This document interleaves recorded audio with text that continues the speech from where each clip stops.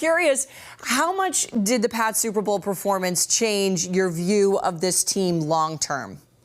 I think just slightly. Again, this was a surprise for all of us to see New England playing for another Lombardi trophy this early on. Mike Vrabel talked about it, right? This is year one of the program for him as head coach. And the fact that you're already in the Super Bowl, that's encouraging. Now, did the Super Bowl go as well as they had hoped? Obviously not. So there's still some work to be done. But overall, you do have the foundation in place to be a competitive football team from 2026 and beyond, because you have Mike Vrabel and because you have Drake May playing at a borderline MVP level. So you have the coach, you have the quarterback. Now let's fix the things around those two to get you over the hump next time. Let's talk a little bit more about May. You mentioned he was an MVP candidate in the regular season, but there was a drop-off in the playoffs. 21 sacks, 8 turnovers. So how would you characterize his second season in the NFL kind of overall? Overall, if you want to give him a grade, you still give him an A. He was fantastic overall this season. And now you're right to point out that, yes, down the stretch, he was not playing as well as that MVP level, finishing second in the MVP voting this season. He wasn't playing to that caliber. Now, we can wonder, was he 100% healthy? He talked about it. He got an injection prior to the Super Bowl on that right throwing shoulder. So certainly not 100% in that game, dealt with that injury in the AFC Championship game, and you saw the production dip in the regular season. He completed 72% of his passes. That led the NFL. You look into the playoffs, he was completing 58% of his passes. So a pretty considerable drop off there. But again, part of that is the health, part of that is the offensive line issues, and part of that is playing really good defenses. Starting in the wild card round, going all the way to that Super Bowl, you're talking about top 10 defenses in the NFL. So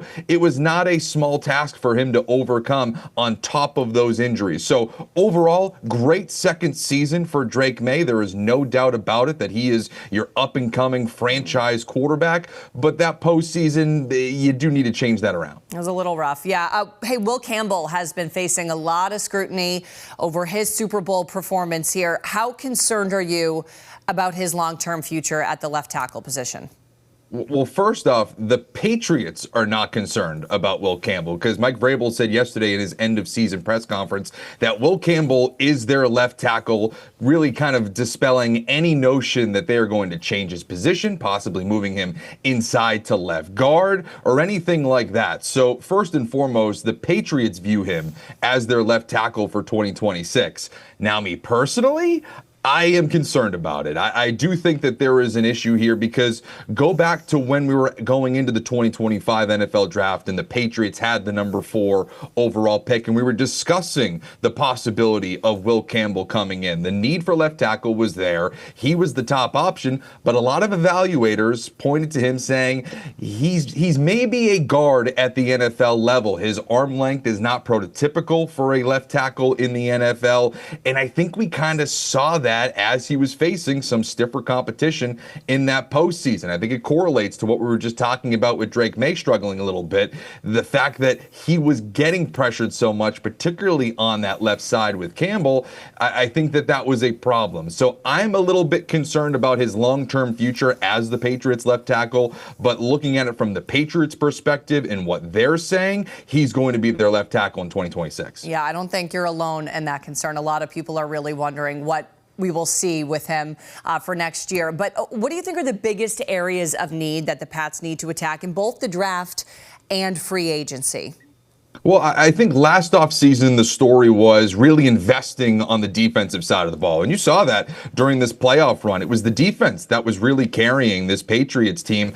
I think this offseason, it now needs to turn to the offense. I think that this is where maybe you start looking for that real legit weapon for Drake May, because that was one of the other things that I noticed in this Super Bowl. There really wasn't a lot of guys getting open or being able to break coverage for the Seattle Seahawks. Yes, yes, you can talk about the offensive line, but Stephon Diggs, who's been your leader this season, really was kind of a ghost in that Super Bowl at times. Matt Collins made a couple of plays, but, Pop Douglas, those other wide receivers, Kayshon Boutte had his moments, but there's no true number one option for Drake May. So that, to me, I think would be priority number one. You can try to attack that via the NFL draft. 31st overall is your top pick in that draft. I don't know if there's going to be an option there, apparently available to you. Maybe that means you go into the trade market. That you're going to hear a lot about A.J. Brown of the Philadelphia Eagles. Used to play under Mike Vrabel in Tennessee. He could possibly be an option in terms of trade.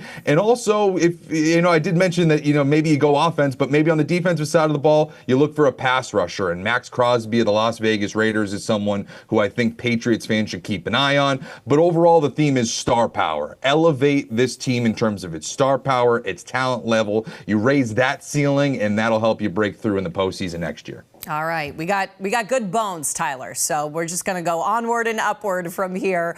But CBS Sports NFL staff writer Tyler Sullivan, thanks you so much for chatting with us this morning.